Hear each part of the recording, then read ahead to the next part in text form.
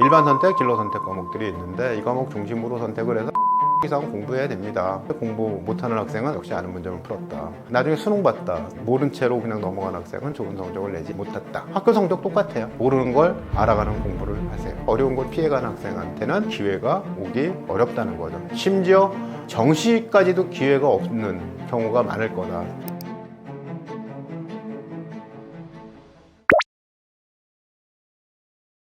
예, 질문 재밌죠? 학생들이 스스로 공부하게 만드는 방법. 그 자리에 게임을 갖다 놓으시면 어떨까요? 학생이 스스로 게임하게 만드는 방법과 노하우. 머릿속에서 도파민이 나오면 그 도파민은 뭘 하게 만들거든요. 그게 뭘 생각을 해. 게임을 생각해. 그럼 그 게임을 하게 만들어. 근데 공부를 갖다 놨을 때도 그 공부가 하고 싶은 상태로 만들면 그러면 사실 학생 스스로 공부하게 되잖아요. 근데 그런 일이 있을까요? 없을까요? 되게 공부를 좋아하는 사람 누가 있냐라고 얘기하는데 공부 좋아하는 사람 생각보다 많습니다. 공부를 좋아하는 사람이 생각보다 많다. 그러니까 공부를 좋아하는 방법이 뭐냐면 공부를 사랑하면 됩니다. 모르는 것을 아는 것을 사랑하는 방. 그러면 스스로 공부를 하게 되죠. 그런데 아이들은 성공 경험이 별로 없기 때문에 게임은 점수가 올라가는데 공부는 지금 해도 성적은 나중에나 올라가거든요. 그러니까 지루하죠. 그런데 그 지루함을 이겨가면서 공부하는 방법이 뭐냐. 그래서 이제 그럴 때 뭐 스몰 스텝 전략을 씁니다. 뭐 조금씩 공부에 접근하게 합니다. 그리고 공부가 익숙해지도록 30분 앉았다가 5분 쉬기, 1시간 앉았다가 10분 쉬기, 그러다 2시간은 안 일어나고 앉아서 공부하는 연습, 뭐 이런 훈련들을 해가면서 내가 공부한 것이 모르는 걸 깨달았다는 것, 모르는 걸 알았다는 것이 스스로 안에서 자기가 나를 뿌듯하게 여기는 이런 상태가 돼야지 되는 거거든요. 근데 아이를 책상에 앉게 할 수는 있지만 걔를 생각하게 할 수는 없는 거예요. 그러니까 어떻게 동기부여를 할까요? 어떻게 칭찬해서 아이가 그것을 즐겁게 하도록 할까요? 모르는 문제를 해결하는 것에 기쁨을 갖게 할까요? 이런 것들 방법이 될 건데요. 하여튼 제일 안 좋은 방법이 아이가 풀지 못하는 문제를 갖다 놓고 뭐 열흘 동안 앉아서 풀지 못한 문제를 갖다 놓고 이 문제 풀어 라고 얘기하면 아이의 뇌가 무너지게 되죠. 그러니까 풀 수 있는 조금 어려운 문제에 바람직한 어려움을 겪게 만들면서 이걸 극복했을 때 기쁨을 느끼게 해라. 이렇게 desirable difficulty라고 얘기하는 부분인데요. 그런 것들을 방법을 쓰면 좋지 않을까 하는데 직접 부모님이 공부해서 아예 공부시키는 건 의미가 없고요. 대학을 엄마나 아빠가 가게 되겠죠. 그러지 마시고 학생이 공부하는데 옆에서 돌봐주시고 그리고 칭찬해 주시고 다음 단계로 넘어갈 수 있게 지원해 주시는 것, 이런 것들이 중요한 관건이 되겠습니다.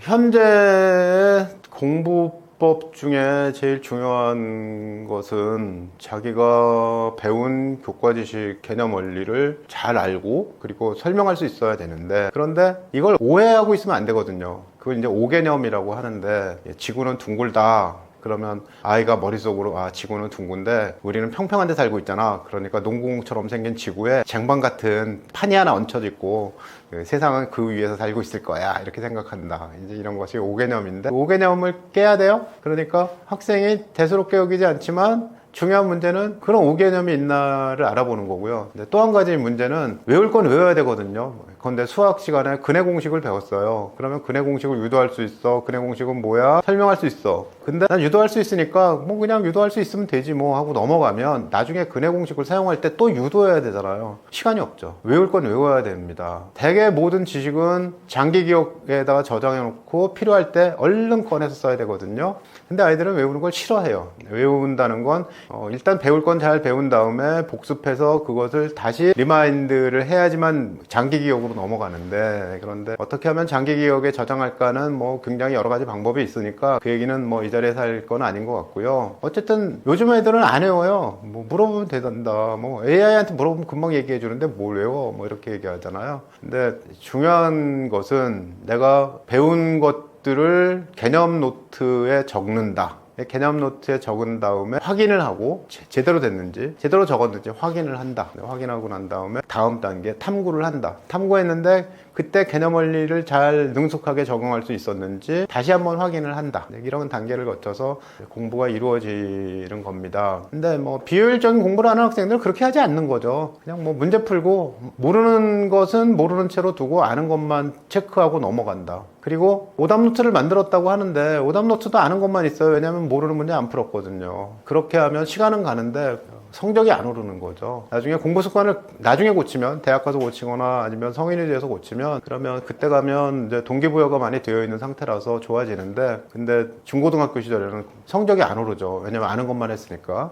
어떤 두 학생이 수능 문제집을 풀고 있어요. 근데 수능 한 해분을 푸는데 시간이 똑같이 걸렸어요. 근데 한 학생은 성적이 좋고 한 학생은 나쁘거든요. 근데 그 다음에 풀을 때도 시간은 똑같이 걸려요. 왜 그럴까요? 공부 잘하는 학생은 빠른 속도로 다 풀었는데, 공부 못하는 학생은 아는 문제만 풀었는데 그 다음에도 역시 아는 문제만 풀었다. 같은 시간이 걸린다. 나중에 수능 봤다. 똑같이 연습할 때와 같이 아는 건 알고, 아는 학생은 다 좋은 성적을 냈는데 모른 채로 그냥 넘어간 학생은 좋은 성적을 내지 못했다. 이런 거죠. 학교 성적 똑같아요. 모르는 걸 알아가는 공부를 하세요.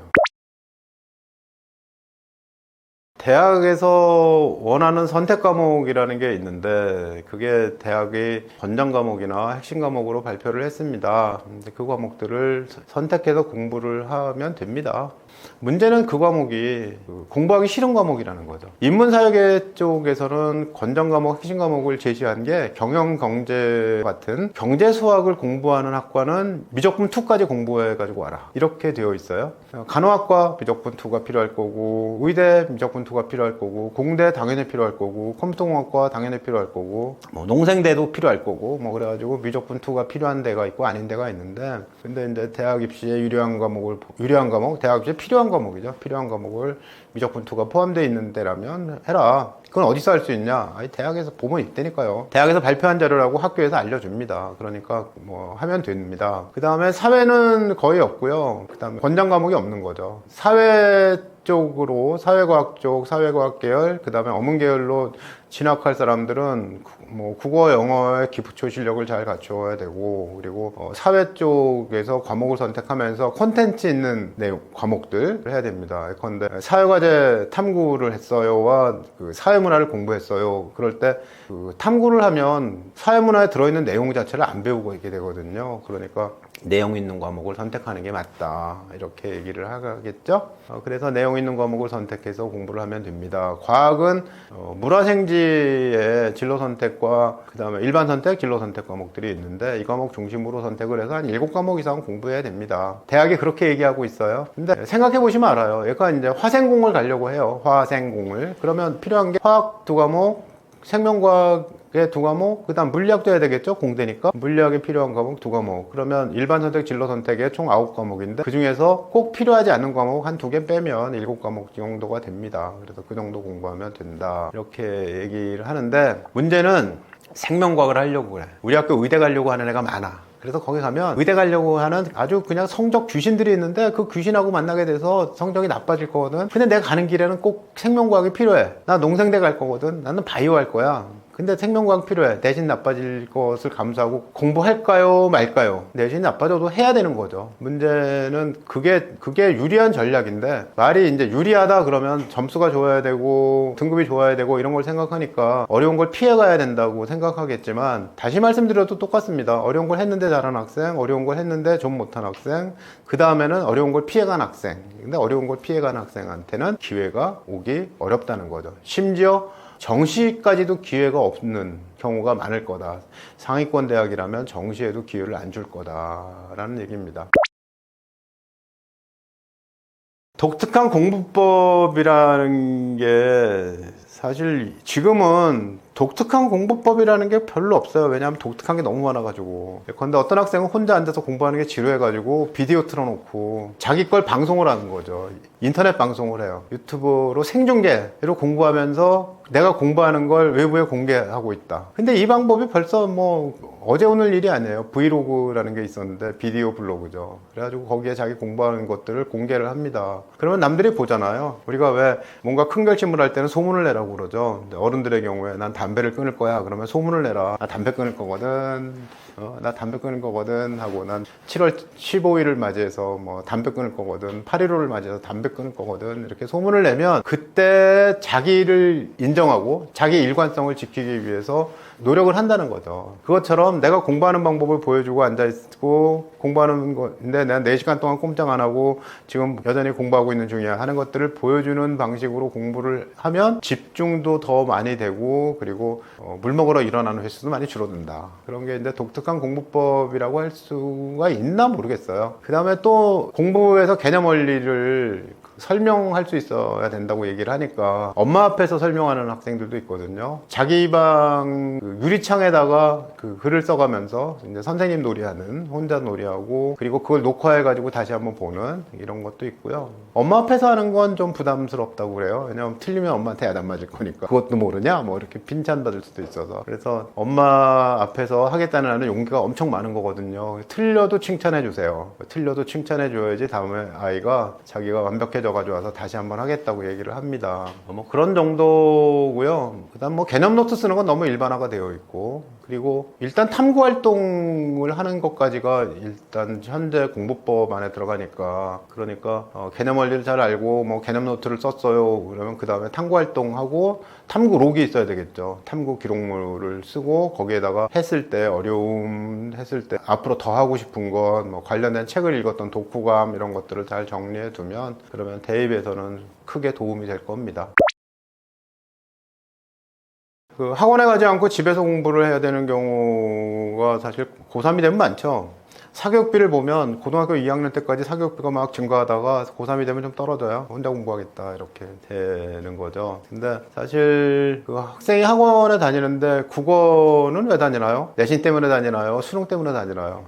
국어도 수능 학원도 있고 내신 학원도 물론 있습니다만 수학은 대부분 수능 중심이겠죠. 영어도 그렇고요. 학교 공부도 마찬가지로 뭐 그럴 텐데, 근데 사실 그 학교는 방과학교라는 걸 운영하고 방과학교에서 많은 것들을 해줍니다. 그래서 학생이 부족한 것이 있으면 방과학교를 이용해서 공부를 해라. 그건 사실 철칙인데 애들은 학원에 가면 뭐 더 잘해줄 거라고 생각하지만 뭐 꼭 그렇지는 않습니다. 방과학교에 애들이 안 올수록 학생 수가 적어지잖아요. 그러면 선생님하고 같이 소통할 기회도 더 많아지고 좋으니까 방과학교 하면 되고요. 또 한 가지는 학원이 적합한 과목이 있고 인강이 더 적합한 과목들도 있습니다. 그래서 인강을 들어라. 근데 인강을 무료로 들을 수 있는 기회들이 많이 있잖아요. 또 뭐 EBS 같은 경우는 원래 무료고, 그래서 그런 것들을 활용해 가지고 공부를 해서 성공한 학생들이 생각보다 많아요. 굳이 뭐 쪽집게 학원을 안 가도 된다는 그런 얘기겠죠. 학원에 보내지 않고 공부를 해야 될 때 가장 두려운 게 뭐냐 하면, 쟤는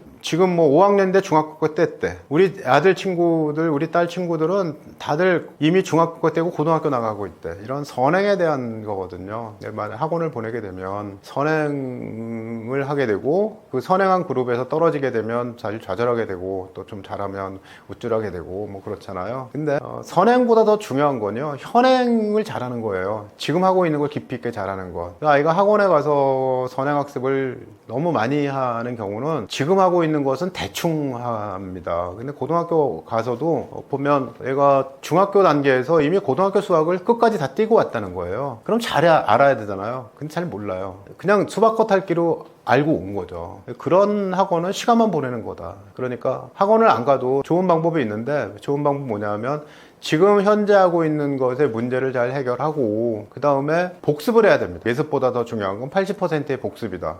복습을 해야 장기 기억에 남아있거든요. 복습을 해라. 그냥 복습하고 분명하게 공부를 해라. 학교 시험도 어려운 문제들이 나오면 그 문제를 풀어야지 성적이 좋은 거예요. 그러니까 1등하는 학생과 3등하는 학생의 차이는 뭘까요? 차이가 없을 수도 있는데 만약에 절대로 극복이 되지 않는다면 그 학생이 뭔가 부족한 건데, 독서가 부족하거나 아니면 어려운 문제를 생각하는 방식이 틀렸거나 부족하거나 아니면 무관심했거나 뭐 이런 것들입니다. 그래서 학원 안 가도 뭐 의미가 있는 건 아니고, 학원 안 간다고 굉장히 불리한 건 아닌데, 그런데 어쨌든 현재 현행학습을 어떻게 하면 잘할 수 있을까 하는 것들을 모색하고 공부법을 잘 찾는다면 그렇다면 불리하지 않다. 그리고 가장 중요한 건 학원 안 간다에 내가 그래서 안 될 거야 라고 생각하지 마시고요. 학교를 이용한다. 학교 방과학교나 아니면 온라인 교육과정 뭐 이런 것들을 이용해서 공부를 깊이 있게 한다. 이런 방식을 택하고 거기에서 자기 자존감을 세우는 것이 의미가 있죠. 늘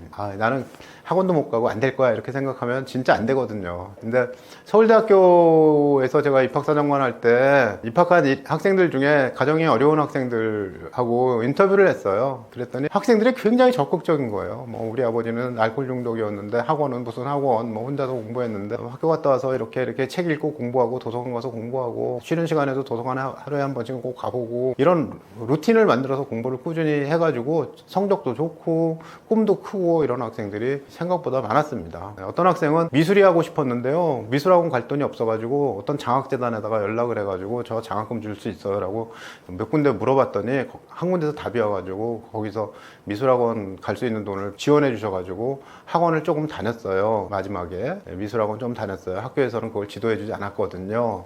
그래서 입학한 학생도 다양한 길이 있으니 본인이 좋은 길을 찾아가기를 바라고요. 자존감을 가지세요. 제가 쓴 책의 제목처럼 학종시대라고 했잖아요.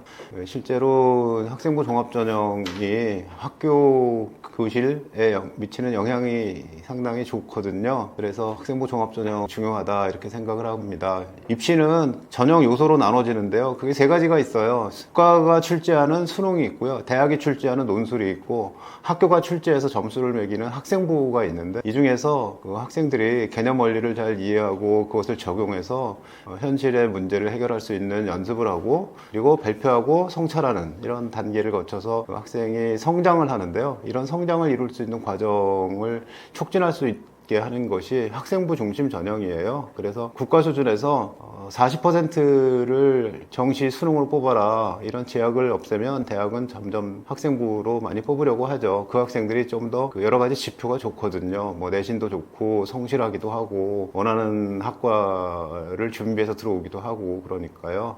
그래서 입시 전형에서는 점점 학생부 위주 전형이 앞으로 더 늘어날 것이다 이렇게 예상을 합니다. 상위권 내신 학생보다 중위권 학생들이 더 많긴 하죠. 급간이 크니까. 뭐 1등급은 현재는 4%고 앞으로는 5등급제로 바뀌게 됐을 때 현재 고등학교 1학년부터는 10%잖아요. 그러니까 앞에 등급일수록 학생이 더 적고 중간 등급일수록 많은데 그 학생들이 상위권 대학에 진입하는 것이 쉽지가 않죠. 왜냐하면 수능의 경우라 하더라도 개념 원리를 잘 알고 나야 문제를 풀 수가 있는데 그런데 원래 중위권 학생들이 개념 원리 중에 어떤 결핍이 학습 결손이 있는 거거든요. 그래서 그 학생들이 어떻게 공부를 해야지 상위권 대학에 합당한 성적을 낼 것인가, 즉 수능이면 수능, 논술이면 논술, 학생부는 학생부에서 어떻게 공부를 해야 할 것인가 하는 문제가 있는데요. 학년이 올라갈수록 그 학생이 그 학습 결손을 극복하기가 쉽지가 않은 거예요. 그래서 과거에 학습 결손이 있는 것을 메우고 그리고 자기에게 필요한 공부들을 도전적으로 해 나간다면 좋은 성적을 얻을 수가 있을 것으로 보이는데요.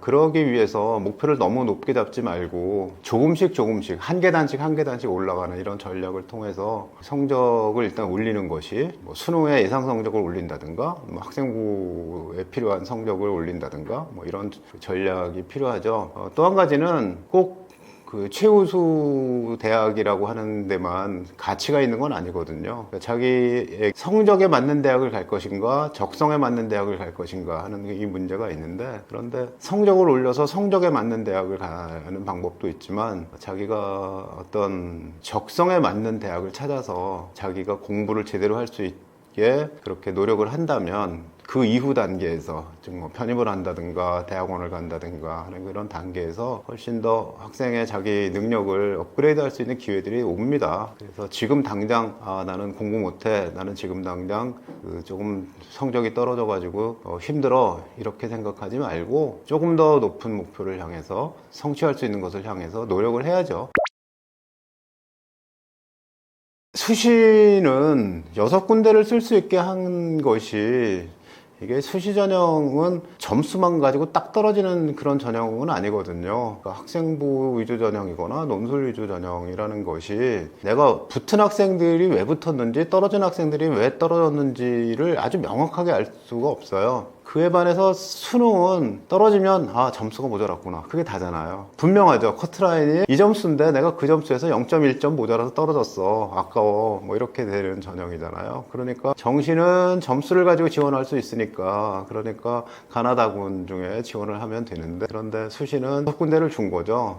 잘 명확하지 않으니까 6군데 정도 지원하면 되지 않겠어? 실제로 학생들이 지원할 때 예전에는 꽃이라는 제한이 없었던 적도 있었어요. 그런데 평균을 내보니까 한 5개 정도를 지원하는 거예요, 학생들이 평균적으로. 그래서 이제 6군데로 정해가지고 6군데까지만 지원할 수 있게 이렇게 한 거죠. 어떤 학생들은 뭐 13군데, 14군데 이렇게 지원하는 경우들도 있었거든요. 그래서 6개로 제한을 했습니다. 6개 제한을 할 때 대개 학생의 역량이라는 걸 진학지도하는 선생님들은 알아요. 그래서 학교에서 네가 성적에 모자르지만 지원할 수 있는데 한 2군데, 그리고 이 정도면 갈 수 있다 한 2군데, 그리고 이 정도면 안전하게 갈 수 있어 하는데 한 2군데, 이렇게 선정을 해서 지원해라, 그렇게 얘기를 하는데, 현재는 이제 정시가 있잖아요. 그러니까 내가 정시에 갈 수 있다고 예상이 되는 대학, 그것보다 낮춰가면 수시에 붙으면 후회한다. 그거보다 낮게 가지는 마라. 그런데 이제 문제가 어딨냐 하면, 본인의 수능 성적이라는 건 아직 점수가 나온 게 아니니까, 그러니까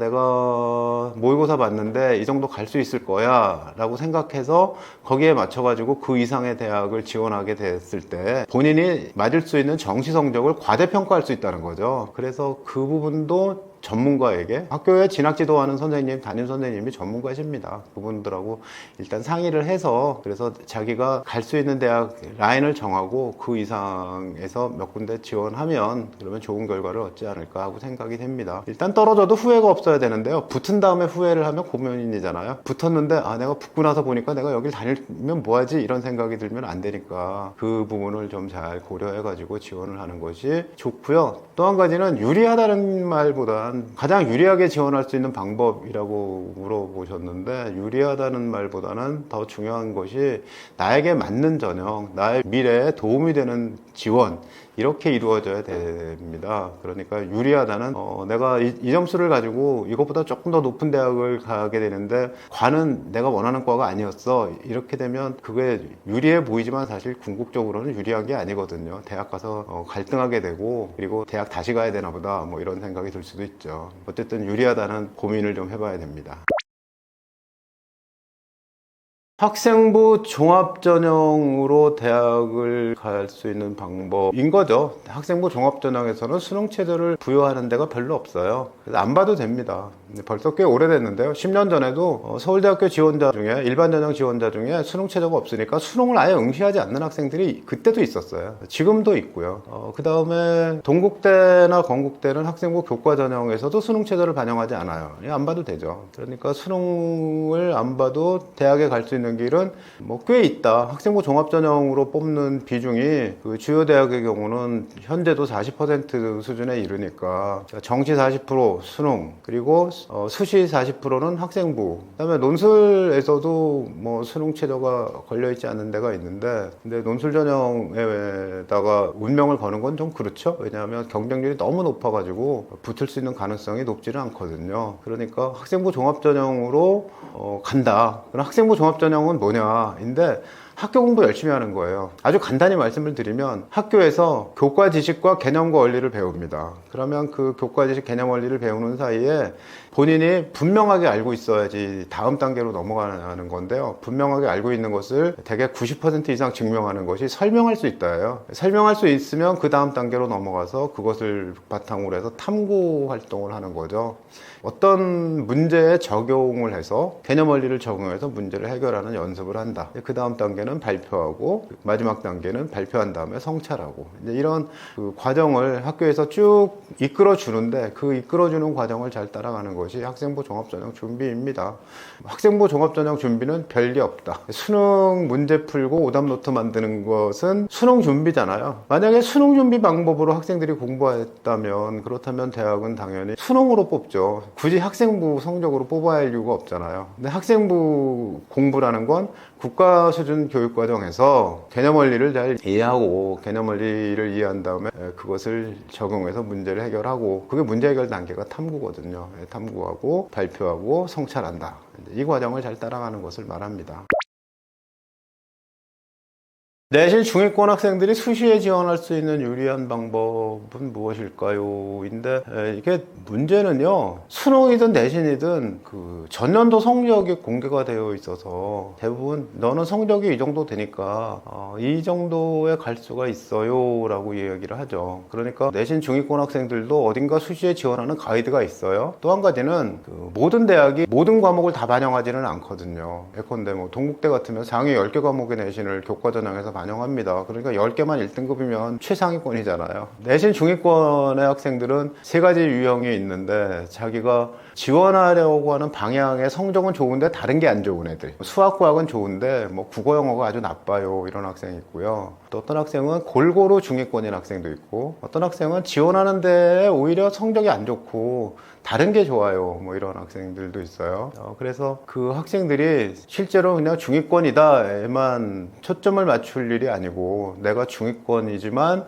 내가 잘하는 것들, 좋아하는 것들을 바탕으로 해서 지원을 할 수 있지 않을까, 합격의 영광을 얻을 수도 있지 않을까 하는 것들을 모색할 필요가 있는 거죠. 그래서 본인이 선택해서 공부한 과목들이 어떤 진로 방향에 맞는지 확인하시고, 그럴 때 그것만으로도 갈 수 있는 대학이 어디에 있는지 하는 것들을 찾아보면 그 안에서 해결책이 있을 거예요. 유리한 방법이라고 물어보시는 것, 여전히 이제 유리하다라는 말에 늘 유념을 해야 되는데, 나의 적성에 맞는 그런 대학을 찾는 것, 이게 중요한 거죠. 그것이 이제 유리하다 이렇게 말할 수도 있지만, 어쨌든 그것이 점수 맞춰서 가는 것이 아니라, 성적에 맞춰서 가는 게 아니라 적성에 맞춰서 가는 방법이어야 된다는 점을 늘 유념해야 됩니다.